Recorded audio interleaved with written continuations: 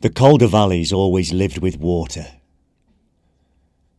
Rain on the hills, runoff through the fields, the long brown river threading between stone towns.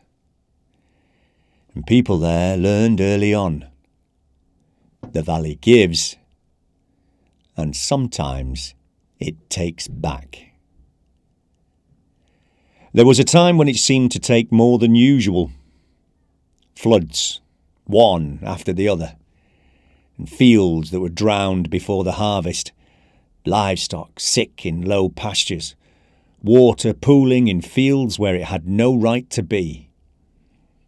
And along the Calder itself, something began to move there that didn't belong. Not driftwood, not the current. Something longer. Something that turned against the flow. At first, it was only talk. The kind that spreads in damp weather. Quietly, from farm to farm. Someone claimed they'd seen movement in the river after dark. Just the back of it, breaking the surface for a moment. A black ridge sliding slowly beneath the water. Too large for any fish that the Calder had ever carried. Another man said he saw it from the towpath. Not the whole creature, just a length of it, moving slowly against the current. Long enough to make him stand still. Soon the word began to pass from village to village along the valley. Quietly, carefully, as such words do. A Wyrm had taken to the river. Not the kind that you find in storybooks. No wings, no fire. This was an older kind of thing. A river creature. Long, heavy. Something that lived in deep water and fed where it pleased. They said it had come down from the hills, driven by the rain that had nowhere left to fall. They said it had grown in the dark hollows beneath the riverbanks, feeding, growing, learning the shape of the valley. And once the story took hold, everything seemed to belong to it. A sheep found dead near the water. The Wyrm. A cow gone missing from the lower field.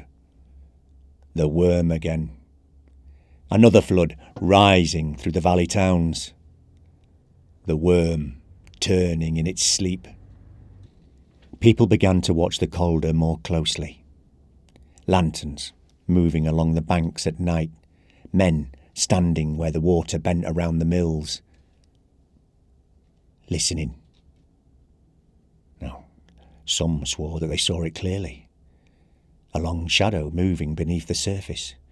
The slow coil of something too large for the narrow river. Others said that they heard it, a dragging sound against the river stones under the current. And once enough people believe that they've seen something, the thing becomes very difficult to dismiss. But the valley changes, as valleys do. Seasons turn, rain eases, fields dry. Livestock grow again, the floods become less frequent. The sickness passes through the farms and leaves. And slowly, the Wyrm begins to shrink in its telling. Soon, someone claimed that a man had gone looking for it. A stubborn soul from one of the villages, armed with iron and stubbornness. He followed the river until he found where the creature lay. And there, beside the Calder, he fought it. The battle grew larger every year, it was told. The Wyrm longer, the man braver. Until, at last, the valley had its ending. The creature slain, the river freed, and the land returned to its people.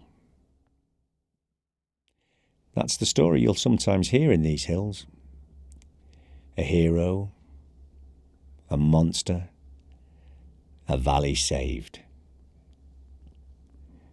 But even now, when the Calder runs high after weeks of rain, someone will say that they saw it turning beneath the surface, just for a moment.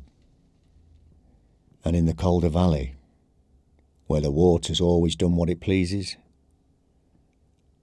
no one quite laughs when they say it.